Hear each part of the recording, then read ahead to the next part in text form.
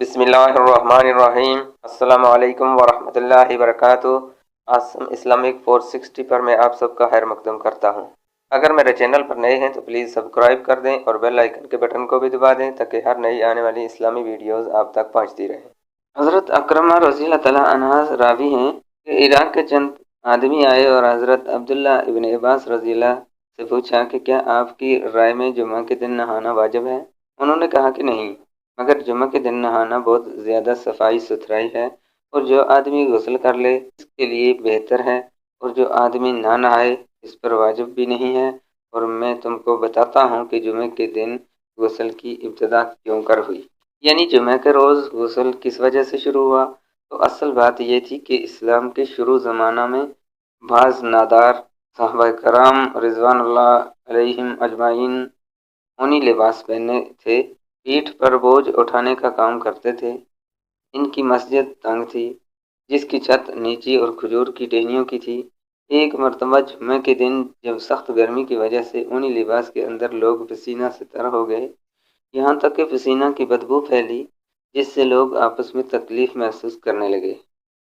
जब सरकार दो आलम सल्लल्लाहु अलैहि वसल्लम को बदबू का एहसास हुआ तो आप सल्लल्लाहु अलैहि वसल्लम ने फरमाया कि लोगों, जब जुम्मा का दिन हो तो गुस्ल कर लिया करो, बल्कि तुम में से जिसे तेल या खुशबू मसलन अत्तर वगैरह मैसर हो वो इस्तेमाल करे।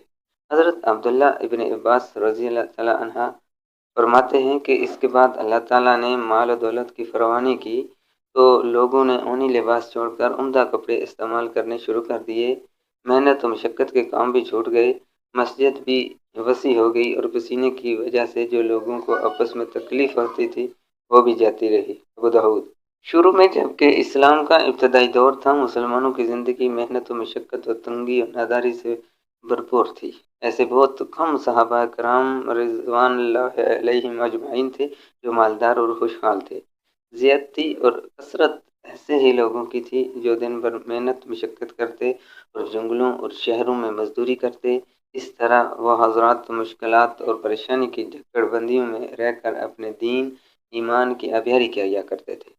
इस हदीस में हज़रत अब्दुल्ला बिन अब्बास रज़ी अल्लाह तआला अन्हा ने जुमा के रोज़ गुस्ल के हुक्म की वजह बयान करते हुए मुसलमानों के इन दो अदवार का एक हल्का और लतीफ़ खाका पेश फरमाया कि पहले तो मुसलमान इतने नादार और तंगदस्त थे कि ना तो इनके पास ढंग से पहनने के कपड़े थे और ना मैशियत की दूसरी आसानियाँ मैसर थीं, बल्कि वो लोग दिन भर मेहनत मजदूरी करके सूखा रूखा खाते और ऊनी लिबास पहना करते थे, जिसकी वजह से जब सख्त गर्मी में इनको पसीना आता तो मस्जिद में बैठे हुए आसपास के लोगों को पसीने की बू से तकलीफ हुआ करती थी।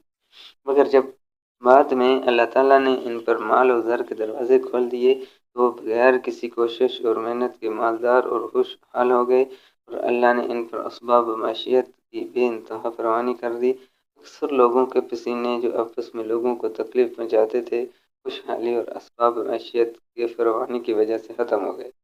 बहरहाल हज़रत अब्दुल्ला इब्न अब्बास रज़ी अल्लाह तआला अन्हा के इस इरशाद का मतलब ये है कि पसीने की बदबू की कसरत की वजह से इब्तिदाई इस्लाम में जुमा के रोज़ गुस्ल करना वाजिब था, मगर जब असबाब माशियत की फरमानी और मुसलमानों की खुशहाली की वजह से ये चीज़ कम हो गई तो गुस्ल के वजूब का हुक्म मनसूख हो गया और इसकी जगह सुन्नत के हुक्म ने ले ली।